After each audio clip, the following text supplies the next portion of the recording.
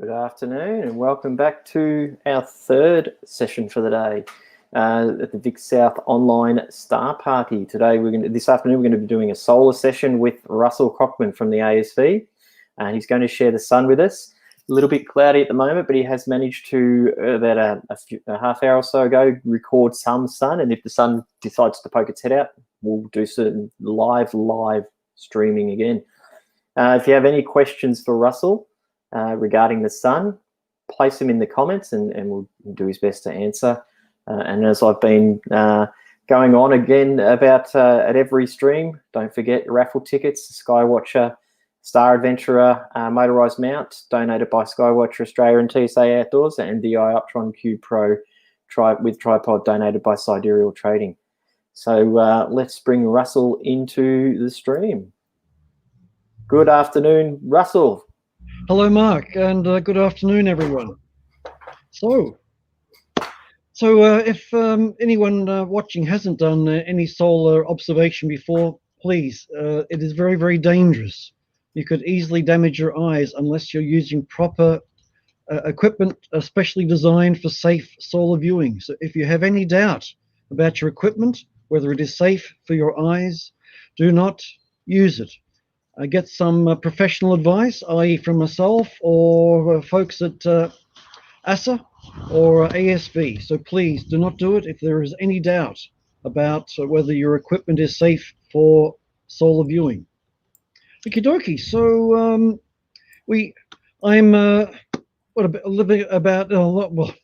start again.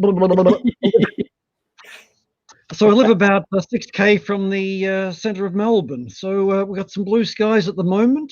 So I'm just going to show you the sun, and we'll take it from there. So here we have it. A little bit moody, as you can see at the moment. Some clouds passing through, but can still see that sunspot. Yes, there we are. Look at this, ladies and gentlemen. This is real-time viewing. And Mark, I hope you're getting a smooth feed. We are a beautiful smooth feed, and I can tell because I can see the clouds moving smoothly past. So absolutely, that is beautiful. Oh, look at that! Beautiful. There we are, ladies and gentlemen. There's the sun in real time, and the sun is slowly coming out of its minimum activity that we've had for the last 2, maybe 3 years, and we're starting to see some largish sunspots and some complex sunspots. And just to put things into context. And what I can do is I can actually zoom in on this area just by doing that and okaying it. And there we are. We can zoom into this. So there's the clouds still passing through, a little bit of turbulence in the Earth's atmosphere is causing the image to wobble around a little bit. But here we have. And this sunspot group, it's given a name, a number. This is AR 2781 off the top of my head. AR, which means active region 2781. And to put things into perspective, this sunspot here, we could probably fit an Earth or two into that easily. And this area here, several Earths could fit into that, just to give you an idea that the Earth is not necessarily small, but the sun is huge. And hopefully you can see all this area around here, and perhaps I should just go back a step. At the moment we're looking at the sun in hydrogen alpha, the light of hydrogen, but it is through a monochrome camera, so we're not seeing the beautiful red hydrogen alpha, but that redness has been converted into just shades of grey. And really this means that the chip is working all of the time. Every photon that the chip receives through the ASV's Hydrogen Alpha telescope is registering photons, so we're seeing a monochrome image. And of course, with that monochrome image, I can add some color at the end to make it a nice yellow or red, as my heart desires. But the advantages of monochrome imaging is, as I've already said, every pixel on the chip is registering photons. If this was a color camera, then half of the pixels are registering green, a quarter of them are registering red, and the other quarter are registering blue. So therefore, 4 pixels go together to make 1 color pixel, and hence the resolution is affected somewhat. So here we have it, our beautiful sun, and hopefully you're all laughing your heads off because I'm in my own little tent here. Anyone who's tried to look at a laptop screen in daylight will realize how difficult it is to see anything on those screens. But here we are. I'm shrouded in a little towel here just to reduce the amount of sunlight falling onto my laptop screen as much as possible so we can see what's going on. Now, hopefully you will put your thumbs up and say, what a beautiful view of It our is a sun. lovely view. We've got a lot of people watching. That's excellent. Excellent. Welcome. And good on you for taking the time out to observe the sun. So in a little bit of detail, what are we looking at here? Once again, just to point out, this sunspot here, we could probably fit 1 or 2 Earths into that, and maybe 4 Earths would fit along the length of this sunspot here. Now, these 2 sunspots are actually related to one another. How do sunspots occur? Well, the sun is just a huge, complicated magnet. And when the internal magnetic fields break through the so-called surface of the sun, where those magnetic field lines break through, that cools down that region ever so slightly by just a few hundred degrees. And just because of contrast, that region appears darker than the surroundings. So although these sunspots appear dark, they're only a few hundred degrees cooler than the average region that we're looking at, which is about 5,500 Kelvin. 5,500 Kelvin, pretty hot by our own standards. And this sunspot here is, as I said, probably a couple of hundred degrees cooler than that, maybe 5,200, 5,300 Kelvin. Now, looking around the sunspot, you can see all this mottled area. That's just clouds passing through. So that is actual structures on the sun that we are seeing with our own eyes through the ASV's Hydrogen Alpha Solar Telescope. I'm afraid this is going to be pretty much what we're going to see today. It is, unfortunately, the clouds moving in and out. And some clouds moving through. But there we are. Now you can see these lighter areas. So these are called flares. So these are explosions on the sun, equivalent to hundreds of thousands of atom bombs taking place. But these are fairly, what we would say, are low energy flares. But imagine what we're going to see as the sun's activity rises over the next few years, where the amount of energy stored in sunspots is going to be thousands of times more than what we're seeing today. And it's going to be absolutely fantastic. So I'm looking forward to showing you more of the sun as the years roll on towards solar maximum, because we're going to see lots more sunspots, more complex sunspots. And the more complex the sunspot group is, means the more energy is going to be stored in that, and more energy that can be released during an explosion. And hopefully you realize that when these explosions take place, huge clouds, perhaps billions of tons of solar stuff, will be blasted into space. And if that explosion is directed towards Earth, then that blast of solar stuff will pass by the Earth and perhaps lead to some auroral activity, some aurora australis here in the southern hemisphere, aurora borealis in the northern hemisphere.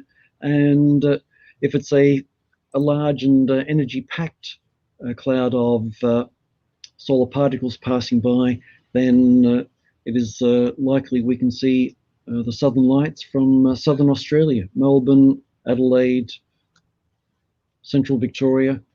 Oh, that'll be fun. And it would be extraordinary. I was just going to say, it looked like it got cloudy again, but it looks like it's just clearing up a touch again. I can crank up the gain to see through those clouds. There we are. That's the beauty of online video. I can crank up the gain just to magnify the number of photons that are coming through. And here we are. It's a little bit noisier now because I've cranked up the gain, but you can see the detail on this layer of the sun we're looking at. And this is actually called the chromosphere, not the dazzling, brilliant sun that we see with our own eyes. That is light from the photosphere. And this is light from the chromosphere, a layer of the sun about 10,000 kilometers. You hit a clear patch of sky there. There we are. Just adjusting the gain. There we go. So we could get crazy adjusting the gain, etc., etc. You just sit there and jump it up and down. Did you want to, while we're waiting for a clear patch, did you want to pop up the pre-recorded ones you've taken? I can do, Mark, but they won't show any more detail than what we've got here. Oh, okay. Well, let's leave it with this then. But what I can do is just look, maximize the screen to show the entire sun. Ah, there we go. It's back again. So there we are. There's the entire sun today. It's very good image today. It's nice and crisp. Very surprisingly good, given the amount of atmospheric turbulence there is. Of course, atmospheric turbulence is the bane of astronomers, and it tends to be worse during the daytime because the Earth heats up and gives up heat to the atmosphere, causes hot regions of the atmosphere to rise up, and we see that as turbulence. So if there are any questions coming through, Mark? Not just yet. I think everyone's just enjoying. There's a lot of love hearts, that's for sure. Oh, that's wonderful. Keep them coming. So if anyone's got any questions about the sun, not necessarily what we're seeing here, but just in general about the sun, post them in the comments because Russell will eagerly answer them. I'd be absolutely delighted to. Yeah, there you go.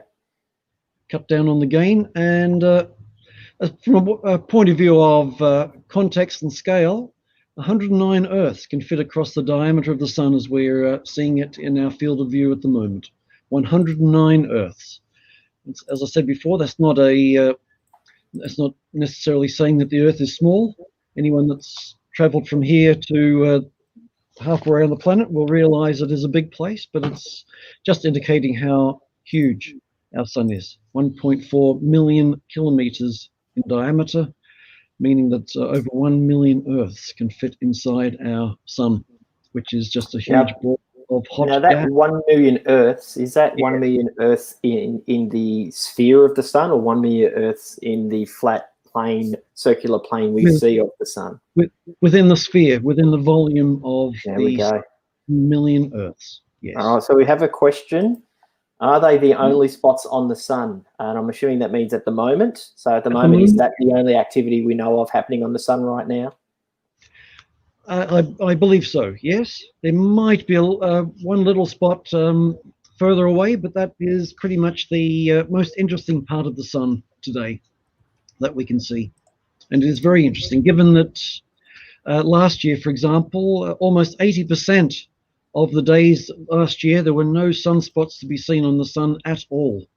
So almost 80% of the days last year, 2019, there were no spots to be seen on the sun at all. So this is a wonderful example of what the sun can show us, and things will only get better as the sun's activity rises towards maximum in the next 2 to 3 years.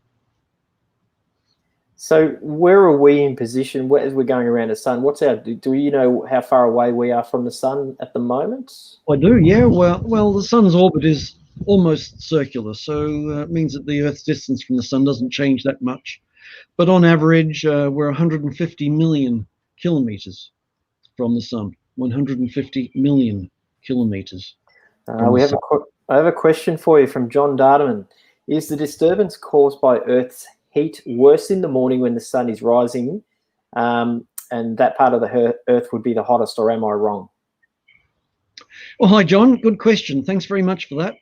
I would say in general, the atmospheric seeing is better in the morning because the Earth, the ground, hasn't had as much chance to absorb solar energy and warm up.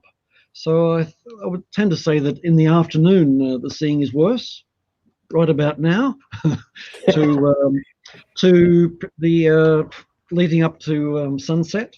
I would have very much have liked to have shown the sun earlier today, but from where I live in Elwood and my apartment block, the sun doesn't rise for me until about 1 o'clock, 1 p.m. So we're getting the best view of the sun from my apartment right now. So in general, the best seeing is in the morning, and that would include at night time as well. The best seeing tends to occur in the hours leading up to sunrise, and the hours, a couple of hours, 3 hours after sunrise. There we go. That answers the question. That's a good answer to the question. Yeah, we've got some heavy cloud at the moment playing funny buggers with us, so we just have to bear with us while we try and... Someone needs to get out with a big fan and blow the clouds away. Oh, we do. So please keep those questions coming. Anything you want to know about the sun, Russell's more than happy to answer those questions. Now, I've got, Russell, while we're waiting for some clear sky, I've got, obviously, Paul Hayes from the ASSA. I can bring up his website, which has got some amazing solar images that you could probably talk about if you wanted to. Absolutely. While we just wait for a little patch of clear sky. I'll just bring that up, and then so let's get back and I'll share my screen.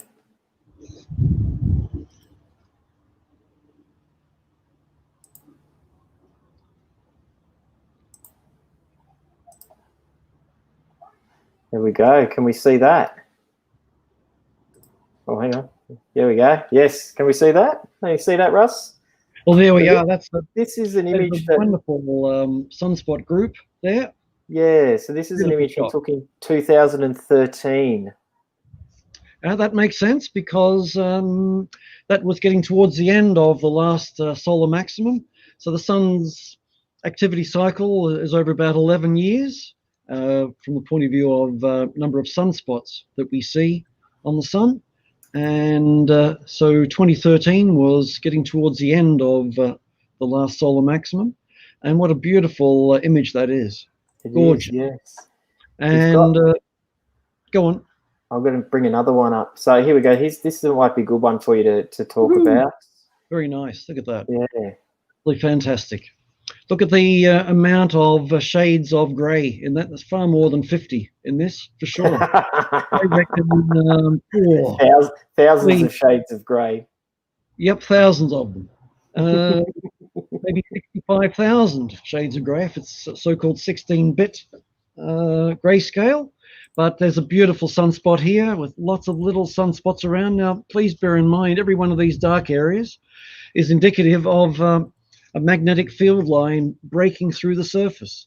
And the more magnetic field lines that break through, the more they can get tangled up, and eventually those magnetic field lines can recombine, and that energy that's being stored up will be released explosively and send stuff blasting into space. That's most beautiful. And these whiter areas, as I've already indicated in the live solar viewing, they are indicative of what we would call solar flares. So areas where explosions are actually taking place, thousands, hundreds of thousands of times more powerful than an atom bomb, just in this little area here, which would be several times the size of the Earth. And wonderful. Over here, so we have a question here. Which way are the sunspots or sun rotating, and is it coming into alignment with Earth? Sergio B, a very, very good question, and thank you very much for that. The sunspot group that we've seen today is actually rotating earthwards, meaning that it's towards the limit of the sun at the moment, but over the next week or so, that sunspot will be rotating because of the sun's rotation more to an Earth-facing orientation or a position. So should there be a significant flare / explosion from the sun, then that blast of hot gas is called a coronal mass ejection, CME, and so it could lead to some auroral activity in a week, 10 days or so, but it all depends on what that sunspot region does. So very good question, Sergio B, and I hope that answers your question. So it is coming into alignment with the Earth over the next week or so. So carrying on with Paul's beautiful photo. Let's find another photo of Paul's. Here we go. Yeah. Let's have a look at this one, shall we? Wow. Isn't that beautiful? It is absolutely stunning. So I'll let you describe this one. Look, it's indescribable, honestly. Paul, wonderful, beautiful image, lots and lots of gorgeous detail on there, and it's a very, very lively sun at this time, and most eye-catching of lots and lots of eye-catching detail is this prominence over here. The one on the left-hand side? Yes, yes, exactly. I'm actually moving my my cursor around. You can't see that, so I should see this in doing that. The one to the left-hand side, yep. A beautiful prominence. So that is an indicator of lots of solar activity, magnetic field lines, source of an explosion, excuse me, that has is blasting stuff into space, but most likely that stuff will fall back into the sun over the next few days when that picture was taken. But lots of beautiful detail, and would like to point out a little bit left of center, you've got this dark circular feature. Yes. So that is called a filament.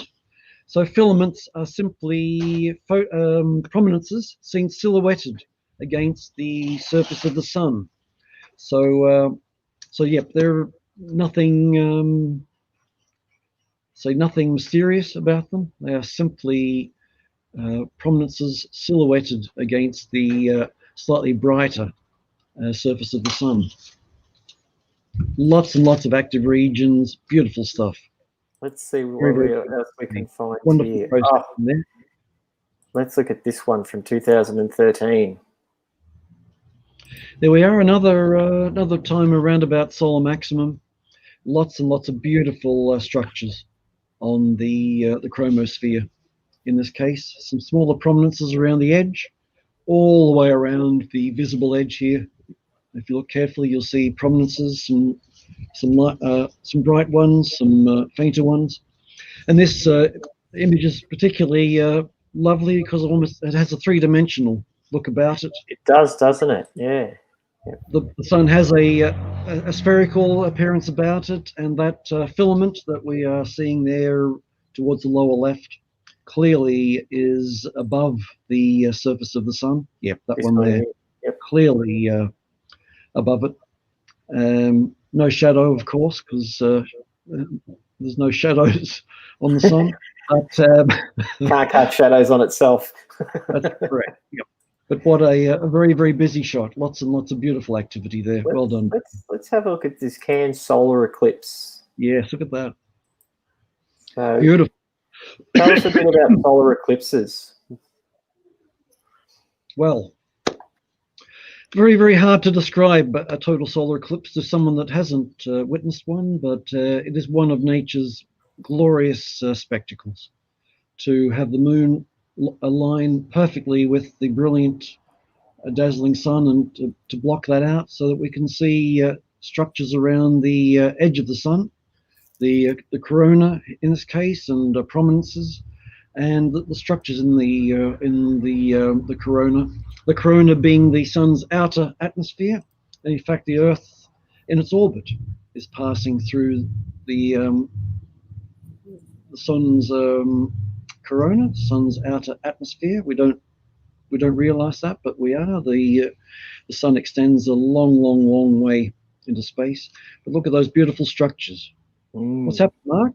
Oh, I have to say it is very good. So have we got any sunlight back, do you know, Russ? Not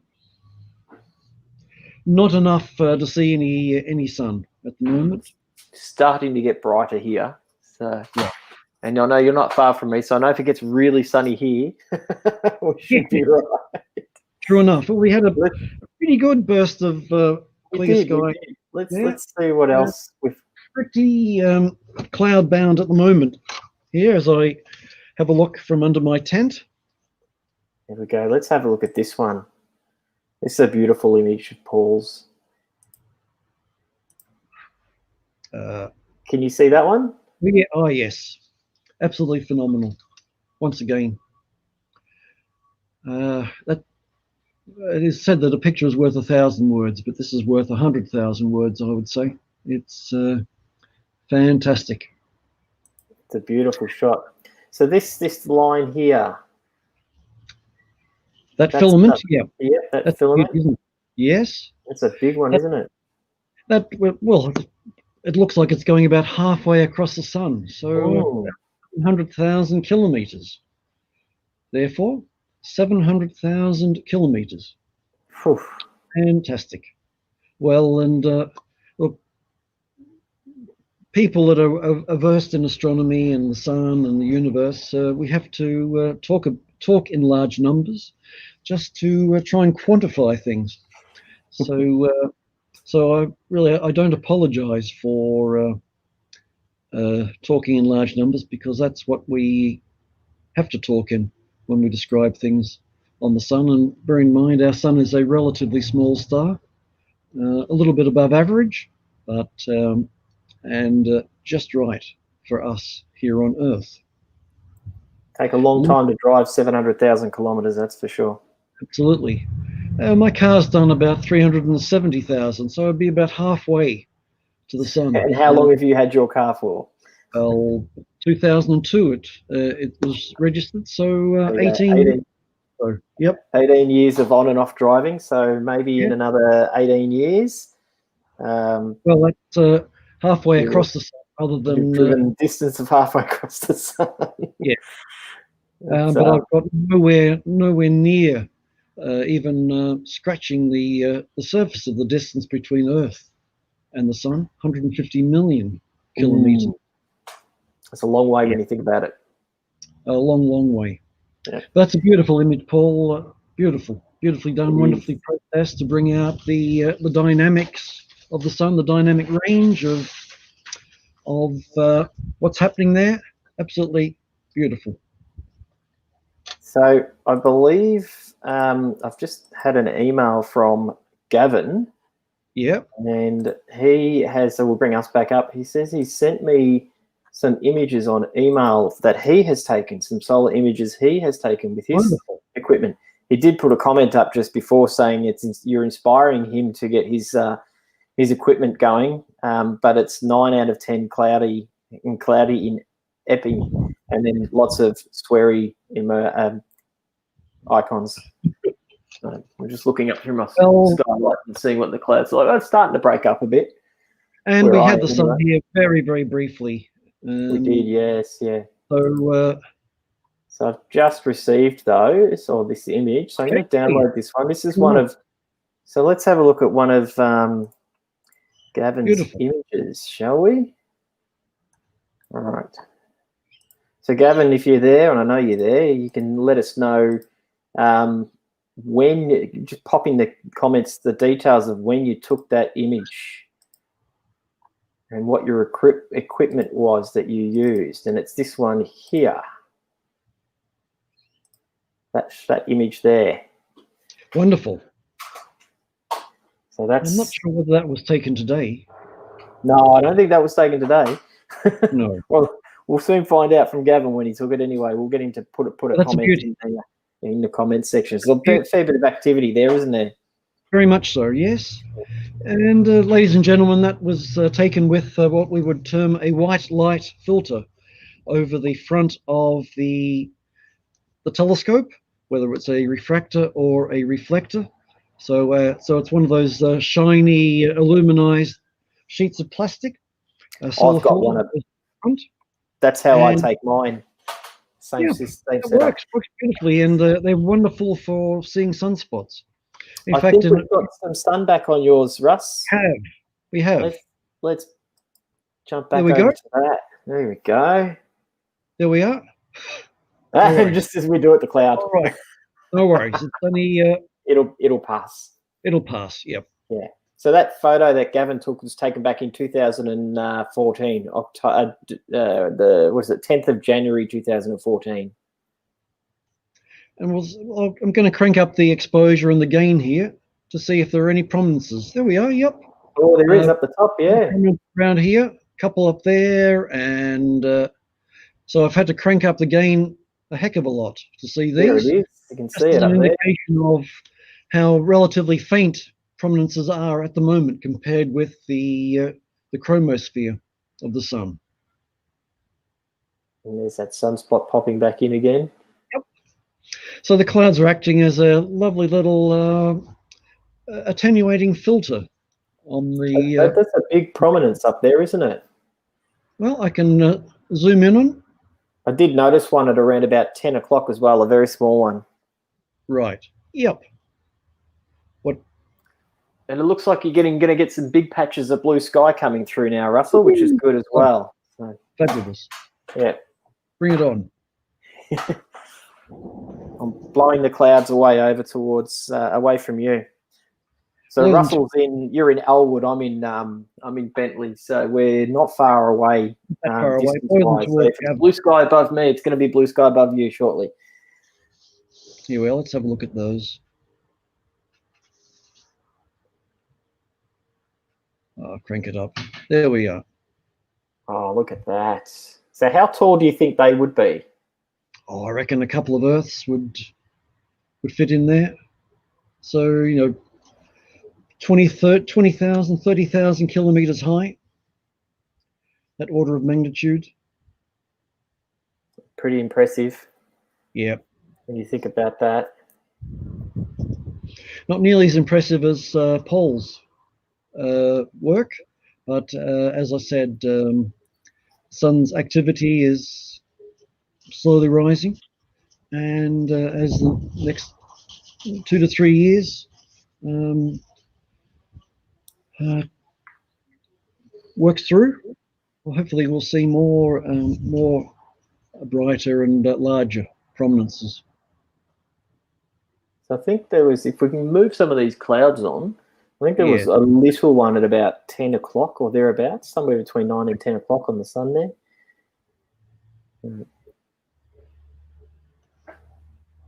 Oh, we've crowded out. I think while the clouds are there, you won't see it. But yeah, it was a very small one I noticed. Okay.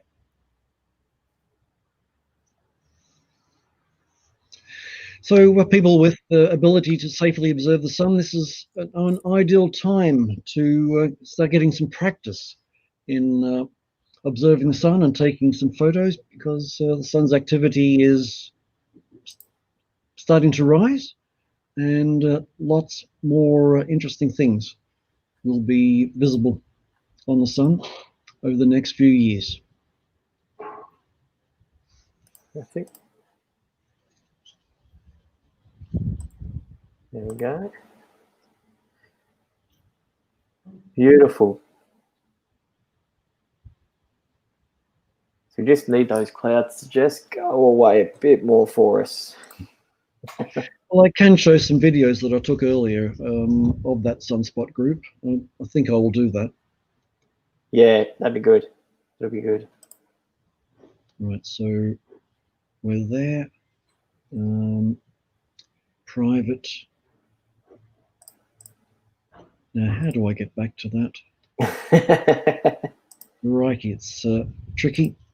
So where does it share screen? That's it, yeah. Location window. This guy.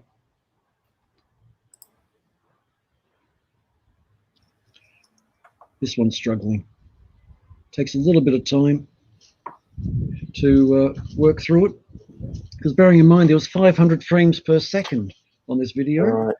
The poor old video program's got to crunch it to it's got to get it ready to go, does it?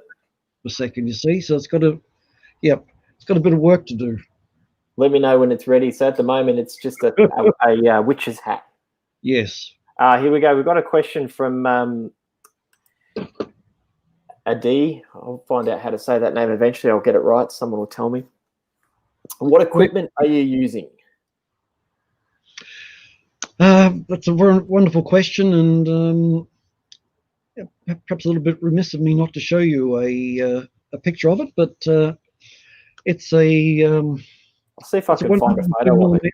It's a 102 millimeter refractor with a special filter inside it to get rid of all the brilliant sunlight, so that only the wavelength of hydrogen, about 656 nanometers, comes through. So it allows us to see features on the sun that we can't see with one of those metallized filters that goes over the front of the telescope.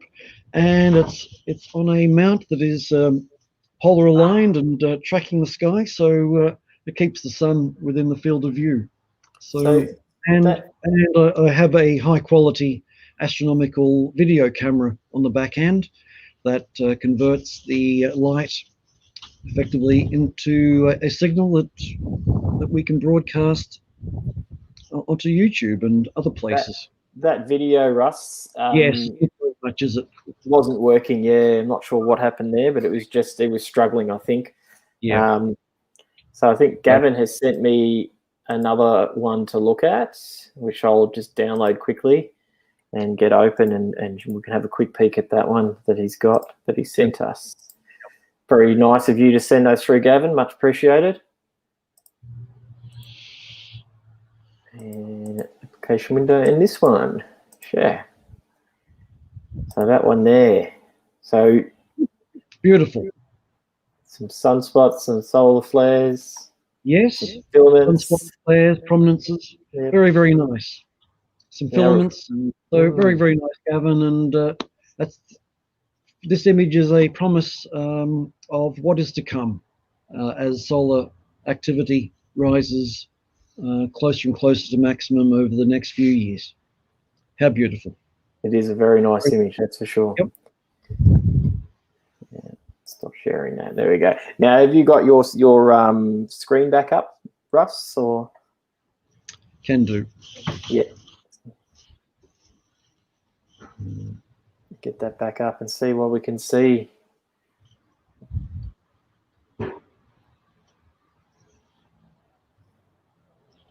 So lots of cloud going through.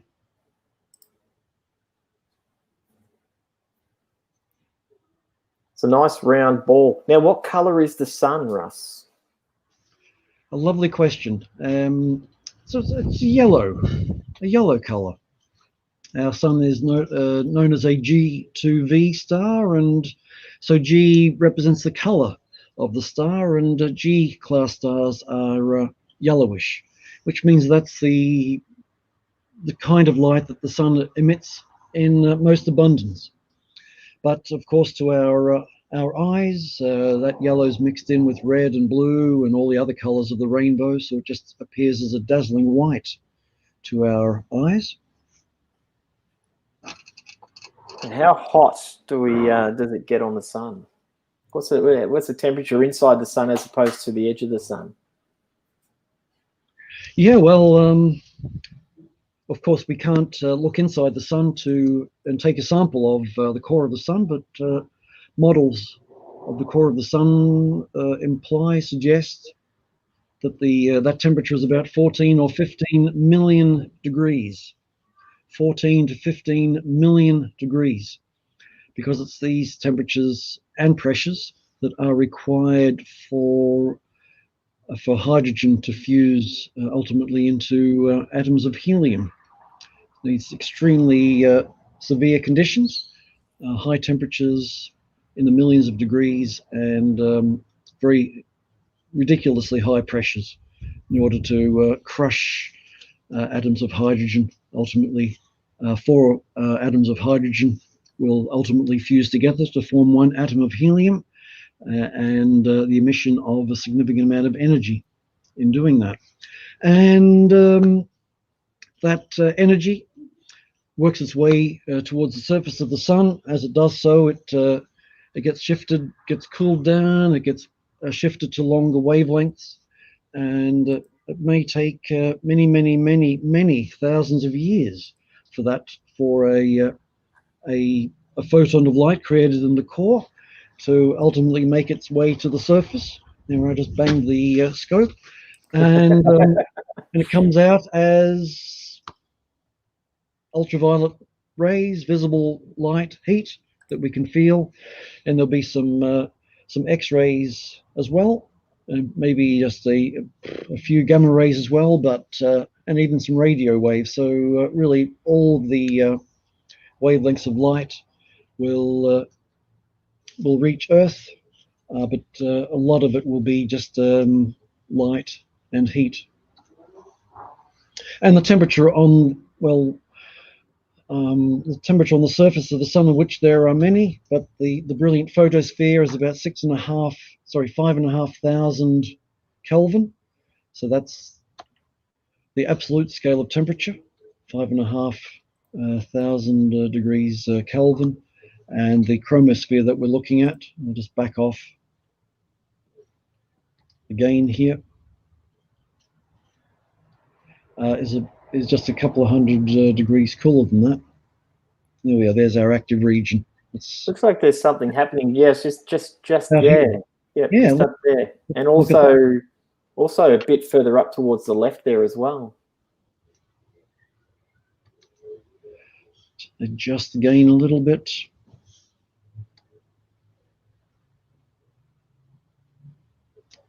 So yes, another, we wouldn't say it's a sunspot, but an area there that's a little bit hotter than the surrounding chromosphere. Here we are. And you might, hopefully there's a questioner out there asking what causes all this mottling. Yeah. So what does remember that? So we've got hot gas rising up from lower regions in the sun. As it rises up, it cools down a little bit and becomes a little bit more dense. So when it reaches the top of this layer, it's a little bit cooler and a little bit denser. And being a little bit cooler, it's a little bit darker, a little bit cooler. And it appears darker, and then it just sinks down and gets warmed up. So there's this, it's a convection cell. You know, hot gas rising up, cooling down, going back down, not to the core, but to a lower region where it heats up again. And so we're looking at convection cells of hot gas rising up, which are the lighter areas, and cooler gas sinking down, which are the darker areas. So we're seeing the sun in action. And if we saw this exact same region 15 minutes from now, half an hour from now, we would see clear changes in those structures, because the sun is just a huge ball of gas and it's allowed to change its structures over time. So there was another, just a little bit further towards the up towards sort of 10 to 11 near the edge, not quite near the edge, but in between the edge and that one, there was looked to me like I can just see just in there. Is that anything? A couple of filaments. So prominences that are seen silhouetted against the sun. As we've seen already, the prominences are much less bright than the chromosphere, and in this shades of grey view, less bright equals cooler, and less bright equals darker. So we've seen that we've had to increase the gain enormously to see prominences. That's because they're less bright and therefore they're cooler. So when they are seen silhouetted against the sun, they appear as darker patches, as Paul's picture showed beautifully earlier on. Are we able to zoom in on the sunspot now? We've got a bit of a clear patch while we can make hay while the sun shines. So absolutely, and absolutely. There we are. Some flaring going on here. Low energy, but some flaring nevertheless, and you can start to see some structures. You know, so the chromosphere here is actually following the magnetic lines of force. It's starting to curve and show, particularly around here, sort of structures coming out radially from that sunspot. Amazing that they can fit two Earths inside that spot. exactly. So And these are relatively small sunspots. they get a lot bigger, don't they? Do, yes, and much more complex. What's the largest one you've seen? Oh,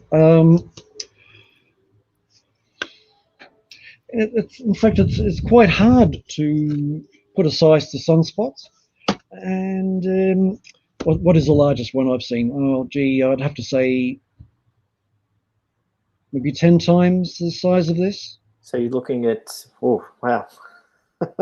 That's a lot of Yeah, Earth. a lot of Earths to go into here. Yes. And I'll have to admit that one's memory tends to be a little bit poor. Thinking back maybe 10 years, 5 years, whatever. So, but I'm just moving the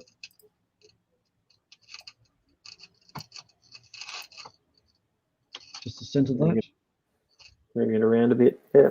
Then I can zoom in a little bit more. That's amazing.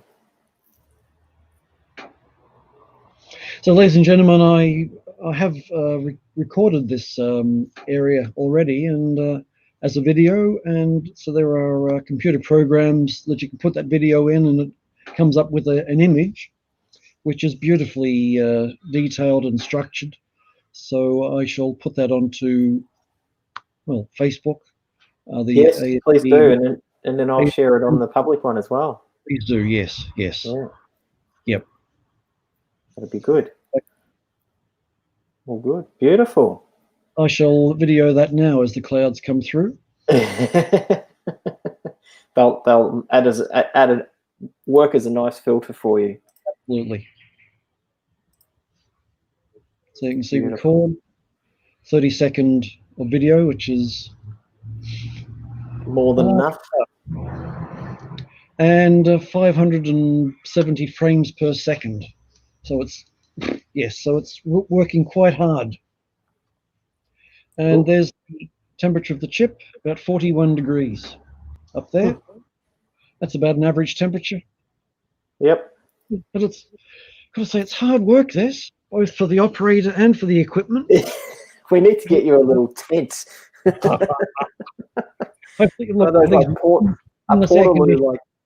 Like Andy uses. Yes. And hide you in that. That'd get really hot. Well, surprisingly, they're designed to work hot. I can't actually say what temperature they work at, but they are designed to work at temperature.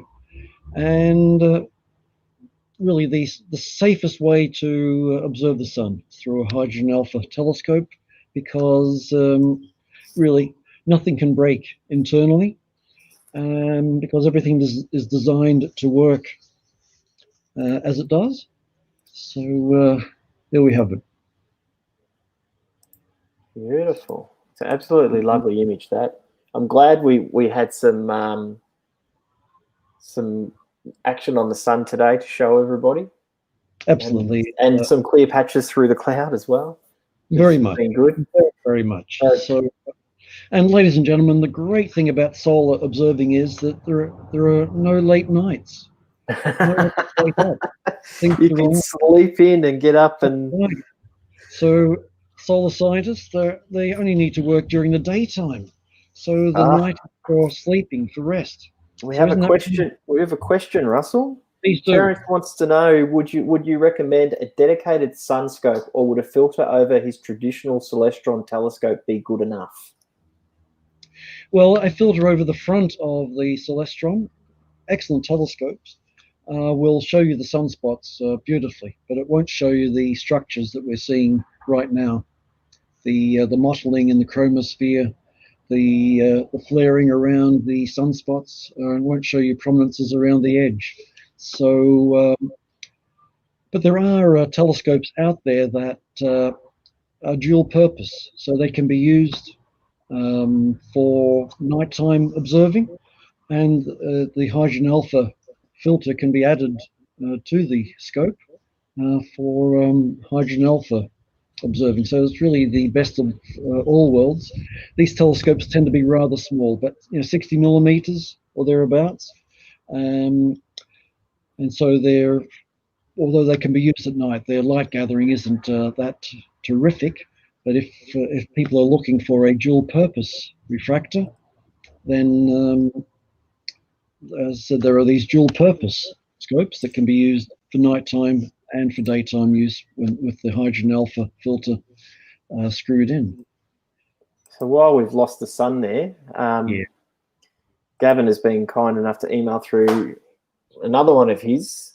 Excellent, Gavin. That just popped up there. So it's another one of his shots that he's taken. So a lot of activity there. There we go. Beautiful. Beautiful. And once again, Gavin's brought out the three-dimensionality of the sun being a big sphere, so you can see that spherical aspect, and look, lots of filaments there, those dark areas, some active regions. Very, very nice indeed. Beautiful. And great encouragement to carry on, Gavin. Carry on. Absolutely.